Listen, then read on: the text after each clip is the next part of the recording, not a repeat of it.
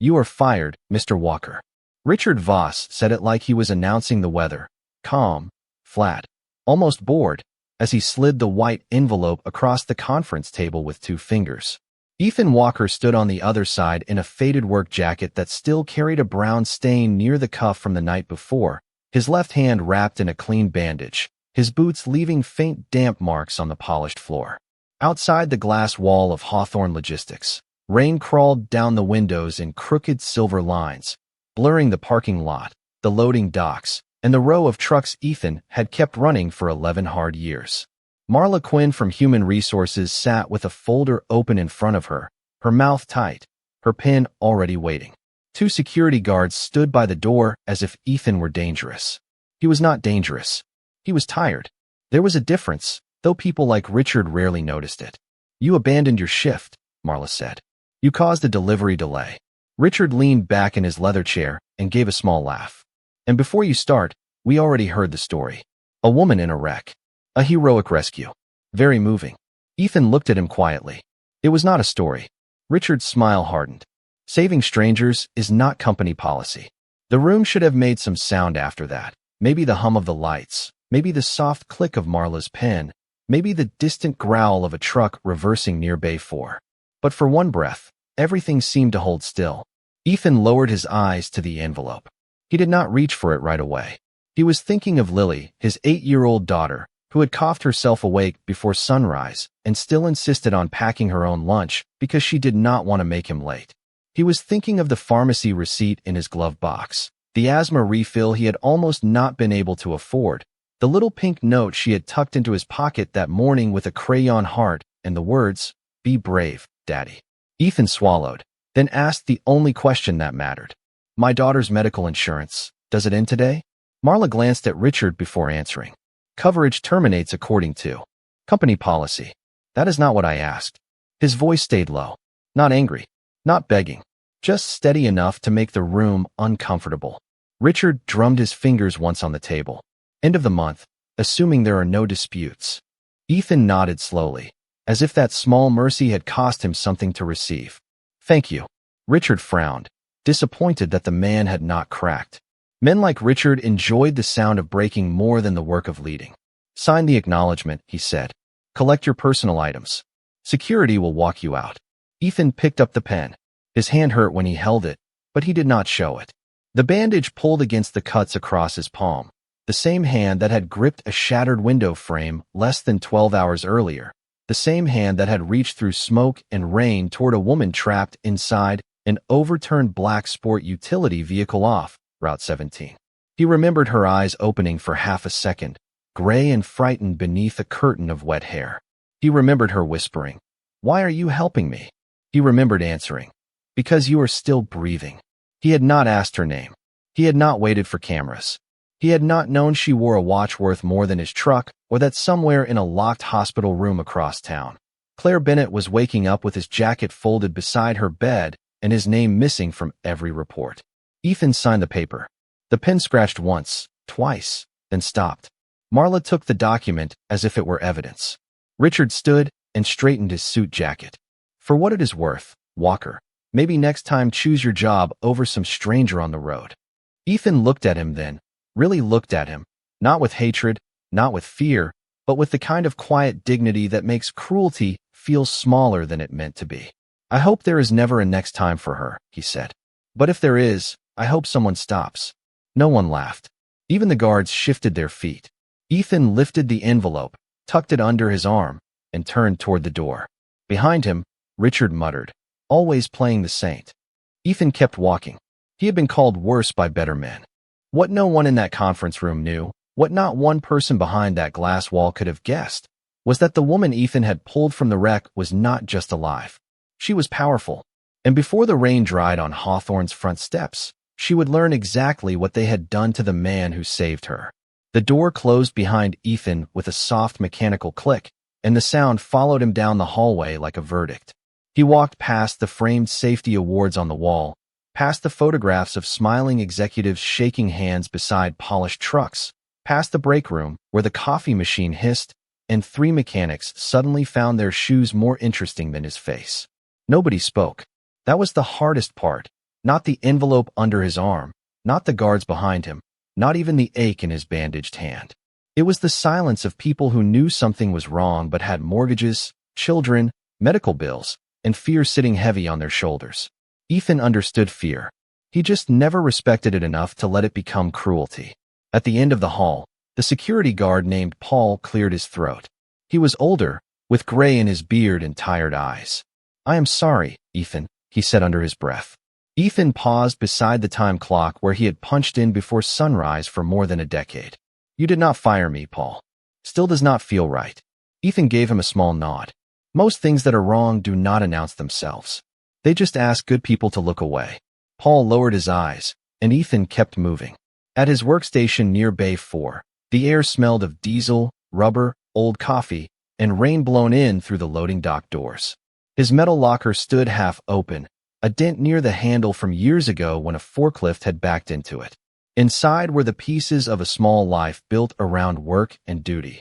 A spare flannel shirt, a photograph of Lily missing both front teeth, a child's drawing of a blue truck with wings, a pocket Bible with his late wife's name written inside the cover, and a faded certificate that said Ethan Walker had completed advanced fleet safety training. He placed each item carefully into a cardboard box. Not quickly, not dramatically, carefully, because dignity lives in small movements when the world tries to strip a man down.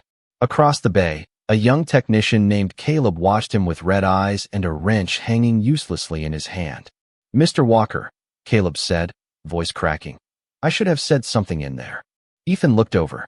"You have a little boy at home, right?" Caleb nodded. "Then go home to him tonight. Teach him to tell the truth earlier than you did today." There was no anger in the words, and somehow that made them land harder. Caleb looked away, ashamed but listening. Ethan lifted the box and turned toward the exit, and that was when Richard Voss appeared at the far end of the bay with Marla beside him, walking like a man who wanted witnesses. "Before you leave," Richard called, "company property stays here." Ethan stopped. "I already turned in my badge." Richard pointed at the navy work jacket folded over Ethan's box. "Uniform." The workers nearby went still. Even the rain seemed to soften against the metal roof. Ethan looked down at the jacket. It was stained at the cuff, burned near the sleeve, and patched twice at the shoulder. It had covered Claire Bennett when she shivered beside the road. It had smelled of smoke, rain, and gasoline, and somehow, to him, it still felt like the right thing to carry. "It is damaged," Ethan said. "I will pay for it." Richard laughed once. "You are not in a position to pay for much, are you?" A few nervous chuckles rose and died quickly. Ethan did not answer.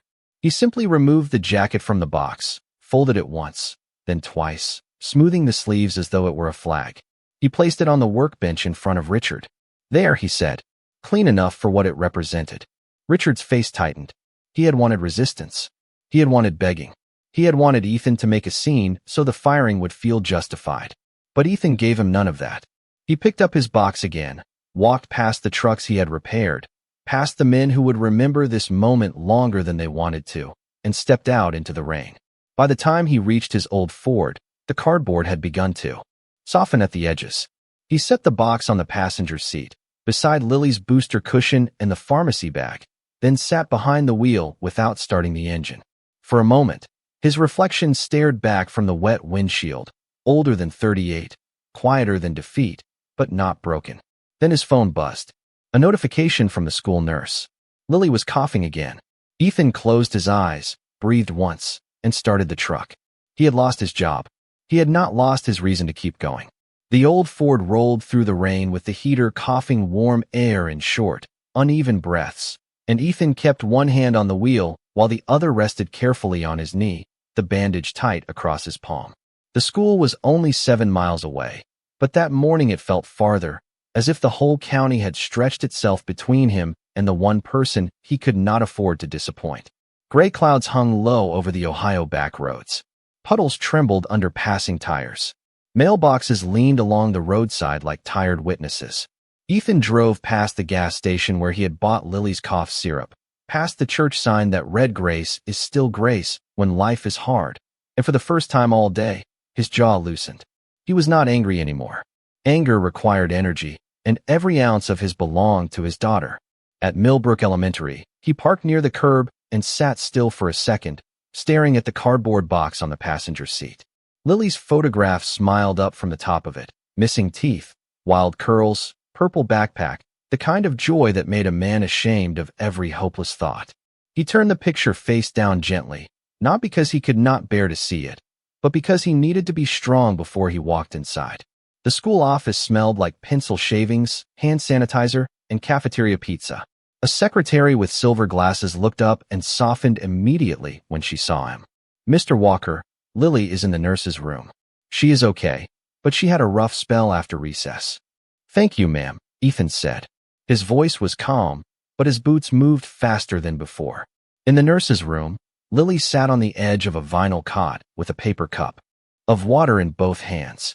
Her cheeks were flushed, her hair tucked behind one ear, her little sneakers swinging above the floor. When she saw him, her face lit up first, then changed. Children notice what adults try to hide. They see the shoulders, the eyes, the way a father holds an empty day in his hands. "Daddy," she said, "why are you here so early?" Ethan crouched in front of her, ignoring the pull in his palm. "Because I heard the bravest girl in 3rd grade needed a ride." She looked at his bandage. "Does it hurt?" "Only when I forget how brave you are." That earned the smallest smile. Then she touched the edge of his sleeve, the place where the work jacket should have been. "Where is your hawthorn coat?" Ethan paused. There were lies that protected children for a minute and truths that protected them for a lifetime. He chose something in between. "I do not work there anymore, sweetheart." Lily stared at him. "Did you do something wrong?" The question was soft, but it landed deeper than Richard's cruelty ever could. Ethan shook his head. "No, I helped someone. And sometimes doing the right thing still costs something before it gives anything back." Lily thought about that with the seriousness only children and saints seem to have. Then she reached into her backpack and pulled out a folded sheet of construction paper. "I made this before I started coughing." She handed it to him. Ethan opened it carefully. The drawing showed a man in a blue shirt pulling a woman away from a smoking black car while rain fell in long crayon lines. The man had big hands, yellow hair, and a crooked smile. Above him, Lily had written in uneven purple letters, "My dad saves people." Ethan looked at the paper, and the room blurred for a moment. He did not cry, not fully. He simply bowed his head and breathed through the ache in his chest like a man taking shelter from a storm no one else could see. "That is a good drawing," he whispered. "It is true," Lily said. The nurse turned away politely, pretending to organize cotton balls that did not need organizing. Ethan folded the picture once and placed it inside his shirt pocket, over his heart. "Come on," he said. "Let us get you home." But as he lifted Lily's backpack, his phone began to ring. The number was unknown. He almost ignored it. Bills, recruiters, mistakes, bad news. They all came from numbers without names. But something made him answer. "This is Ethan Walker." A woman's voice came through, composed and careful. "Mr. Walker, my name is Nora Whitfield. I work for Claire Bennett." Ethan looked toward the rain-streaked window. He did not know the name, but he knew the silence that followed it. "I think you may know her as the woman you pulled from the wreck last night." Lily's hand slipped into his. Nora continued. "Ms. Bennett would like you to return to Hawthorne Logistics this afternoon." Ethan glanced at the cardboard box in his truck through the glass doors, then down at his daughter's worried eyes. "Ma'am," he said quietly, "I was just fired from there." Nora's answer was calm, but something in it carried weight. "Yes, Mr. Walker. That is exactly why she is asking you to come back." For a long moment, Ethan did not answer. The nurse's room seemed to shrink around him, the paper cup in Lily's hand, the rain ticking softly against the window, the unknown voice waiting on the phone as if the whole day had reached a door and refused to open it without him. "Why?" he asked. Nora Whitfield did not rush her reply. "Because Ms. Bennett believes Hawthorne Logistics made a serious mistake." Ethan looked down at Lily. Her fingers tightened around his. "People make mistakes every day, ma'am. Not all of them cost a good man his job." The words were measured, professional, but beneath them was something else, something like restrained anger wrapped in polished manners. Ethan stepped a few feet away from the cot, lowering his voice. "I do not want trouble. I have my daughter with me, and she is not feeling well. Ms. Bennett understands. She also asked me to say that your daughter is welcome and that you will not be walking into that building alone." Ethan closed his eyes. He had heard promises before. Supervisors promised fair reviews. Insurance clerks promised callbacks. Men in suits promised things would be looked into. Promises were easy when someone else had to survive the waiting. Who was Claire Bennett? He asked. On the other end, Nora paused just long enough for the question to become heavier. She is the woman whose life you saved last night. That is not what I asked. A faint breath came through the phone, almost respect. She is the founder of Bennett Capital Group. She is also the lead investor in the acquisition of Hawthorne Logistics. Ethan turned toward the window, where his old Ford sat under the gray sky with his cardboard box on the front seat. Acquisition. The word felt too large for a man who had just been escorted out like a problem. I think you have the wrong Ethan Walker, he said quietly. No, sir, Nora replied. We have the right one. Across town, Claire Bennett sat upright in a private hospital room with a white blanket over her knees and a thin bandage at her temple. The room was warm, expensive, and quiet in the way money can purchase quiet, but it could not purchase peace. On the chair beside her bed lay Ethan's damaged work jacket, sealed in a clear hospital bag, the sleeve darkened where rain and road had marked it. Claire had asked for it the moment she woke up. She had not remembered the crash clearly, only flashes. Glass. Rain. A man's voice. A hand reaching through the dark. Because you are still breathing. Those words had followed her back into consciousness more faithfully than any doctor, any assistant, any board member waiting for an update. Nora stood near the foot of the bed with a tablet in her hands. His full name is Ethan Daniel Walker, 38. Widower. One daughter, Lily Walker, age 8. Senior maintenance technician at Hawthorne Logistics, until 7:42 this morning. Claire's expression changed. Not dramatically, not with tears, just a small stillness across her face, the kind that came before power moved. Until this morning? Terminated for abandoning his shift and contributing to a delivery delay. Claire looked at the jacket again. He abandoned his shift to pull me out of a burning vehicle. Yes. Nora swiped to another file. There is more. Ethan submitted 6 safety complaints over the past 14 months regarding brake maintenance records in the regional fleet. 3 were marked resolved without inspection signatures. 2 were dismissed by Richard Voss. 1 was forwarded to Human Resources and placed in his personnel file as insubordination. Claire's hand closed slowly over the blanket. Outside her window, the city moved beneath low clouds, unaware that one quiet man's life had just become the center of a storm. The sport utility vehicle from last night, Claire said. Was it connected to Hawthorne? Nora looked up. It was serviced under their executive transport contract last week. The silence that followed was not empty. It was full of consequence. Claire turned her face toward the rain-streaked glass, and for a moment she was not the billionaire, not the investor, not the woman who could move companies with a signature. She was simply a woman alive because a tired father chose mercy over convenience. Finish the acquisition, she said. Nora nodded. The closing documents are ready, but the board expected you to rest. Claire reached for the edge of the bed and slowly stood. Her body was weak, but her voice was not. A man bled in the rain so I could live. I can stand for 10 minutes. Nora's eyes softened. And Ethan Walker? Claire looked down at the jacket one last time. Bring him back to Hawthorne. Today, before they have time to rewrite the truth. By the time Ethan ended the call, Lily was watching him with the solemn attention of a child who had learned that adults sometimes used calm voices to hide frightening things. Do we have to go back? She asked. Ethan slipped the phone into his pocket and knelt until his eyes were level with hers. Only if you feel well enough. Lily straightened a little, as if bravery had posture. Is the lady from the car okay? I think so. Then we should go. He studied her face, flushed from coughing but steady with the kind of goodness that had never yet been taught to protect itself. Why do you say that? Lily shrugged, clutching her backpack strap. Because when people come back to say thank you, you should let them. Ethan almost smiled. There it was again, grace arriving in the voice of an 8-year-old, simple enough to shame every boardroom in America.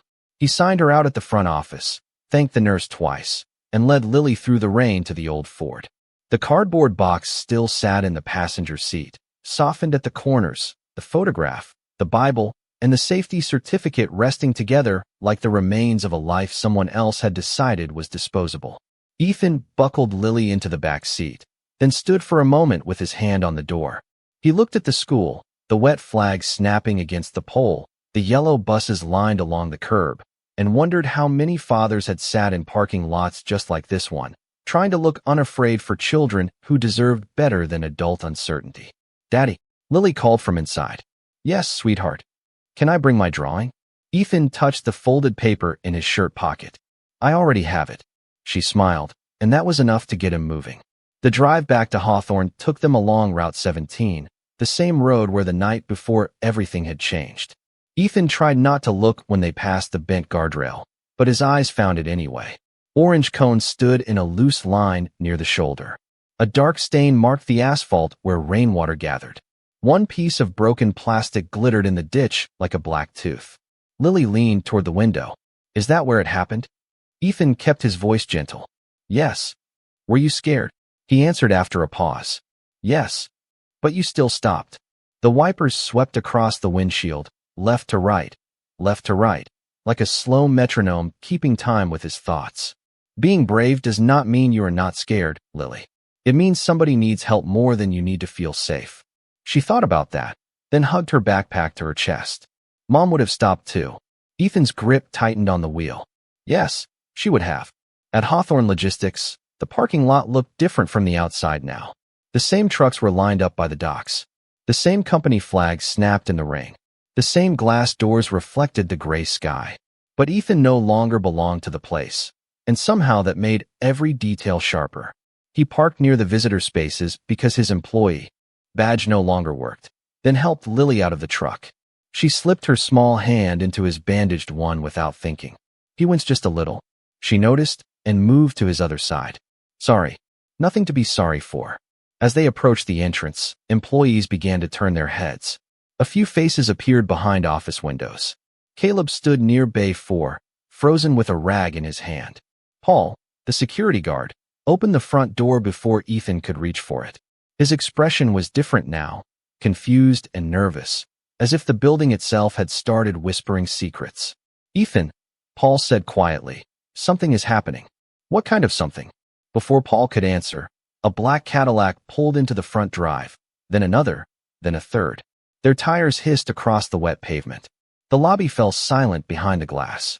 Richard Voss stepped out of his office upstairs and looked down over the railing, his face shifting from irritation to calculation. Marla appeared beside him with her folder pressed to her chest. The first Cadillac door opened, and Nora Whitfield stepped out beneath a black umbrella. Then Claire Bennett emerged from the second car, pale but steady, wearing a cream coat over dark slacks, a small bandage visible at her temple. Ethan recognized her eyes before he recognized anything else. The same gray eyes from the rain. The same woman who had asked why he was helping her. Lily whispered, "Daddy, is that her?" Ethan did not answer. Claire walked toward him, every employee watching, every sound fading except the rain. Richard hurried down the stairs, smoothing his tie, smiling the expensive smile of a man who had mistaken power for welcome. "Ms. Bennett," he called, "we were not expecting you in person." Claire stopped beside Ethan, not Richard. She looked first at the bandage on his hand, then at Lily holding his arm, then finally at the man who had fired him. "I know," she said.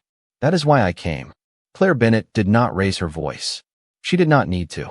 The kind of authority Richard Voss understood usually arrived with noise, titles, and men rushing ahead to open doors. Claire arrived with rain on her coat, a bandage at her temple, and a silence so clean it made the whole lobby straighten. Richard stepped forward with one hand extended. "Ms. Bennett, let me say how relieved we all are that you are recovering. We had no idea you were personally connected to last night's unfortunate incident." Claire looked at his hand but did not take it. "Unfortunate incident," she repeated softly. The words seemed smaller when she said them. Richard lowered his hand and adjusted his smile. "Of course, we are prepared to cooperate fully with your team. Hawthorne values transparency." From somewhere behind Ethan, Caleb made a sound like he had swallowed a confession. Lily pressed closer to her father's side. Ethan felt her fingers tremble, so he covered them gently with his good hand. He wanted to tell her not to be afraid, but the truth was, he did not know what was happening either. Nora Whitfield stepped beside Claire and opened a slim leather folder. "At 9:36 this morning," Nora said, her voice crisp enough to cut through the rain, Bennett Capital Group completed its acquisition of Hawthorne Logistics and all regional subsidiaries. The lobby went silent. Not quieter. Silent. The receptionist stopped typing. A driver standing near the vending machines lowered his coffee. Marla Quinn's face lost its practiced color. Richard blinked twice, then gave a stiff little laugh. Well, yes, I was aware closing was approaching, but I understood there would be a transition period. Claire finally turned fully toward him. There was. It ended 10 minutes ago. Richard's smile disappeared. Upstairs, office doors began to open. Men and women stepped out carefully, drawn by the shift in the air. Claire looked around the lobby, not like a visitor admiring a purchase, but like a physician examining a patient who had been ignored too long. I need everyone to hear me clearly, she said. Yesterday evening, I was in a vehicle serviced under Hawthorne's executive transport contract. That vehicle experienced a mechanical failure that had been warned about repeatedly. Richard's jaw tightened. Ms. Bennett, with respect, those details are still under review. No, Claire said. One word. Calm. Final. They were hidden from review. Nora removed several printed pages from the folder and handed them to Paul, the security guard. Please give these to the front desk. Paul looked startled, then obeyed. The receptionist took the papers with shaking hands, and within moments, the lobby display screens flickered from company announcements to scanned documents. Ethan's name appeared at the top of the first report. Ethan Daniel Walker. Fleet brake safety concern. Submitted 14 months earlier. Then another report. Then another. 6 in all. Each marked dismissed, delayed, or resolved without inspection. The workers stared. Caleb covered his mouth. Marla whispered, "That should not be on the public screen." Claire heard her. Truth usually looks improper to people who benefit from hiding it. Richard stepped closer, lowering his voice as though power could be repaired privately. Claire, this is not the appropriate forum. Ethan noticed the use of her first name. So did everyone else. Claire's eyes did not move. Mr. Voss, you will address me as Ms. Bennett in front of the employees whose safety your leadership compromised. Richard flushed. Lily looked up at Ethan, and though she did not understand every word, she understood enough. Her father's name was on the screen. Her father had told the truth. Across the room, Marla clutched her folder with both hands. Claire turned to her next. Ms. Quinn, this morning you processed Mr. Walker's termination for abandoning his shift. Marla's voice came out thin. According to the information provided by operations. Nora lifted another page. The same operations department that received his safety reports. Claire looked back at Richard. The man you fired did not abandon his duty. He honored it after this company abandoned theirs. No one moved. Even the rain seemed to wade against the glass. Ethan felt every eye shifting toward him now, not with pity, not with suspicion, but with the painful awakening of respect. He wanted to disappear, because humble men do not know what to do when the truth finally stands beside them in public. Claire stepped closer to him, her expression softening for the first time. Mr. Walker, she said, last night, you pulled me from that vehicle without knowing my name. Ethan looked down, uncomfortable. You needed help. And months before that, you tried to help everyone in this building. Richard opened his mouth, but no defense came. Marla looked at the floor. The lobby, once full of whispers and nervous glances, had become a room of held breath. Claire faced the employees again. This is what happens when a company mistakes silence for weakness. Then she turned back to Richard Voss. And this is what happens when the person you tried to erase becomes the witness you cannot afford. Richard Voss stood beneath his own lobby lights, looking smaller than the portrait of leadership he had spent years building.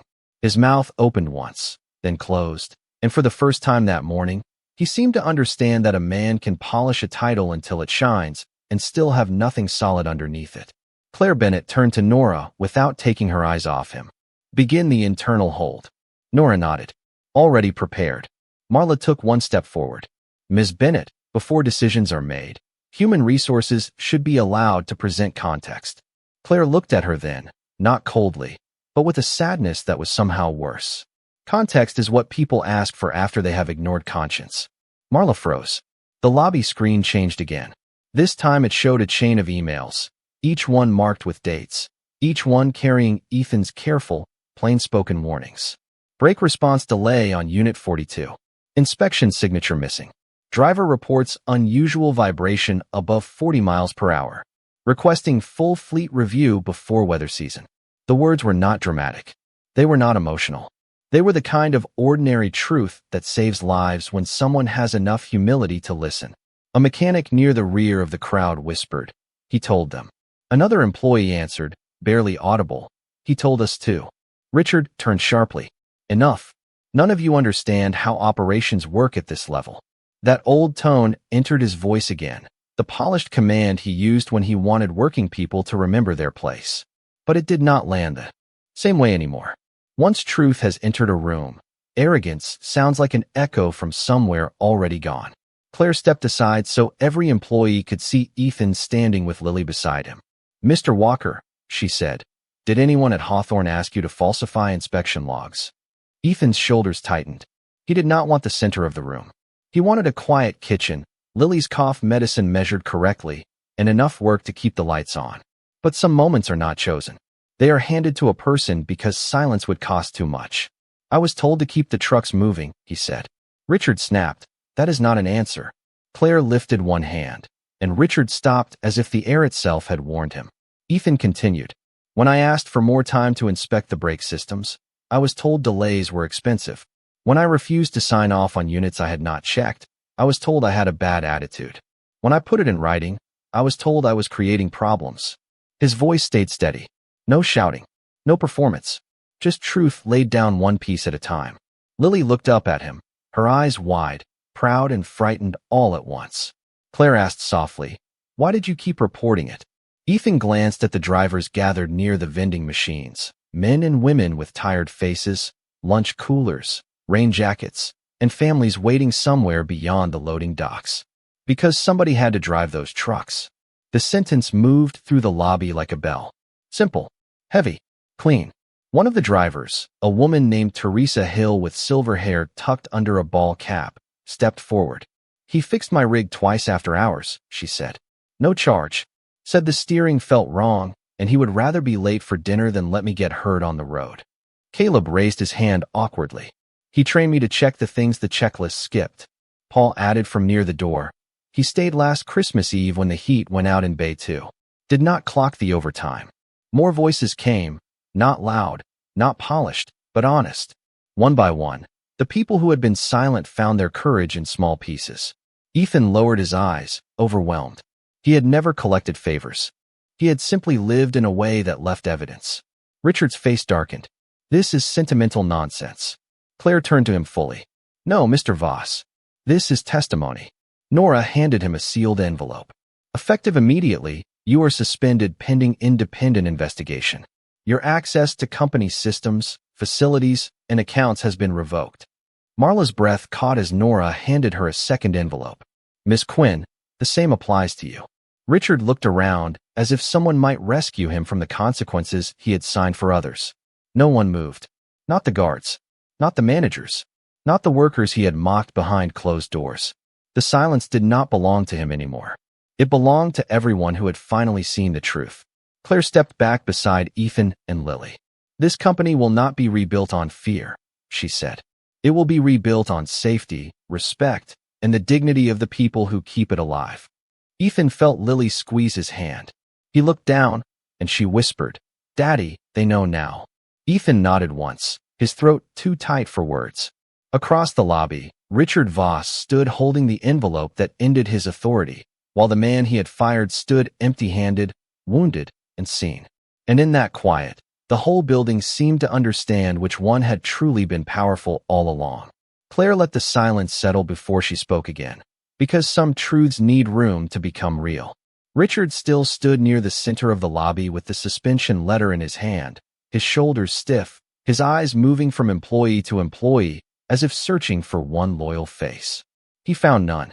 Marla held her own envelope against her chest, no longer looking like the woman who had calmly explained company policy to a father worried about his daughter's medicine. Power had left them quickly, but not unfairly. It had simply returned to the place where responsibility should have been. Claire turned toward the front desk. Nora, please confirm the employee actions. Nora opened her tablet and read with careful precision. Effective today, all terminated or penalized staff connected to documented safety concerns will be reviewed by an independent labor firm. Medical coverage for affected employees and dependents will be reinstated during the review period. All regional fleet units will be grounded for inspection within 48 hours. No driver will be asked to operate equipment that has not been certified safe. A sound moved through the lobby. Not applause, not celebration, but relief. It came out in small breaths, lowered heads, hands covering mouths. The fragile noise people make when they realize someone with power has finally chosen protection over profit. Teresa Hill wiped at one eye with the back of her sleeve. Caleb stared at the floor like a young man being given a second chance he did not deserve yet, but intended to earn. Ethan stood very still. He should have felt vindicated. He should have felt the hot satisfaction people imagine when those who hurt them are exposed. But what he felt was quieter and heavier. He felt the weight of every mile those trucks had traveled while warnings sat unread. He felt the ache of all the workers who had learned to keep quiet so their children could eat. He felt Lily's hand in his, and that was the thing that kept him steady. Claire faced the employees. "I cannot undo what fear allowed here," she said. "I cannot give back the nights you worried, the reports ignored, or the respect that should have been basic. But I can tell you what happens next." She turned to Ethan. "Mr. Walker, may I speak with you?" Ethan looked down at Lily. She nodded as if she had been appointed his advisor. He stepped forward, still holding her hand. Claire's expression softened when she saw the child move with him rather than behind him. "Your daughter may stay," Claire said. "She has earned the right to hear this too." Lily stood a little taller. Claire reached into Nora's folder and withdrew a page Ethan recognized immediately. It was his first safety report, the one he had written 14 months ago at his kitchen table after Lily had gone to sleep. He remembered the cheap blue pen, the coffee gone cold, the rain that night too. He had written plainly because he did not know how to write like executives. He had written carefully because lives were not casual things. Claire held it up. "This report was ignored by management," she said. "But it was not wrong." Ethan's throat tightened. "I was just doing my job." "No," Claire replied. "You were doing the job above your job because the people above you refused to do theirs." The lobby absorbed that sentence like dry ground receiving rain. Richard looked away. Claire continued, "I am creating a new position at Hawthorne Logistics, Director of Safety and Human Dignity Operations. It will have authority over fleet inspection standards, driver reporting, maintenance compliance, and worker protection channels. No supervisor will be able to bury a safety concern without independent review." Ethan stared at her. "Ms. Bennett, I am a mechanic. You are a man people trusted before I bought this company. I do not have a college degree. You have 11 years of evidence." He shook his head slightly, not refusing, just overwhelmed. "There are people better qualified." Claire's voice remained gentle. "Qualified people built the system that failed. I am asking the man who tried to stop it." Lily tugged his hand. Ethan looked down. Her cheeks were still pink from her cough, her eyes bright with a faith that frightened him because children believe fathers can become what they need to become. "Daddy," she whispered. "Mom would say yes." The words found the deepest room in him. For a moment, Ethan could almost see his wife in the old kitchen light, smiling that quiet smile that always made hard things feel possible. He looked at Claire, then at the workers, then at the trucks beyond the rain-streaked glass. "I will do it," he said, "but not for revenge." Claire nodded. "Good. Revenge is too small for what needs rebuilding." Ethan took a breath. "I will do it for them. For the drivers. For the people who were afraid to speak. For my daughter, so she knows telling the truth is still worth something." No one clapped at first. The lobby was too full for that. Too full of shame, grace, relief, and the strange mercy of second chances. Then Paul placed one hand over his heart. Teresa bowed her head. Caleb whispered, "Thank you, sir." And Richard Voss, who had once called Ethan a man in no position to pay for much, stood wordless as the single father he dismissed was handed not charity, but trust. For several seconds after Ethan said yes, no one in the Hawthorne lobby seemed to know what to do with goodness when it was not followed by a demand. The rain softened outside. The trucks waited beyond the glass. Richard Voss stood with his suspension letter hanging at his side, and Marla Quinn stared at the floor as if company policy had suddenly become too heavy to hold. Claire Bennett extended her hand to Ethan, not as a billionaire rewarding a poor man, but as one human being honoring another. Ethan looked at her hand, then at his bandaged one. "Sorry," he said quietly. I am not much for handshakes today. Claire smiled for the first time, small but real. Then we will call it understood. Lily reached into her backpack and pulled out the drawing she had made at school, the one with rain, smoke, and a man pulling a woman from danger. She held it up to Claire. I drew my dad saving you. Claire bent slightly to look at it, and something in her face changed. Not power, not business, memory. You made him look very brave, she said. Lily shook her head. He already is. Ethan turned away for a moment, pretending to check the box in his arms, but everyone saw the emotion he could not hide. Sometimes a man can survive insult, job loss, and fear, but still come undone when his child tells the truth with no agenda. Claire looked back at the employees. Hawthorne will close operations for the rest of the day. Everyone will be paid. Go home to your families. Tomorrow, we begin again, properly. That word, properly, settled over the room like a promise. One by one, workers began to move, not rushing, not cheering, but breathing differently. Teresa Hill came to Ethan first and touched his shoulder. About time they listened to you. Caleb approached next, eyes wet and voice low. I am sorry I stayed quiet. Ethan looked at him with the same steady grace he had carried all day. Then do better next time. That is how second chances work. Caleb nodded like he had been handed both forgiveness and homework. Paul opened the front doors, and cool rain-scented air entered the lobby. Richard tried to walk past Ethan without looking at him, but Claire stopped him with one sentence. Mr. Voss, leave the badge. Richard removed it slowly and placed it on the front desk. For years, that badge had opened doors for him. Now it only made a small plastic sound against the counter.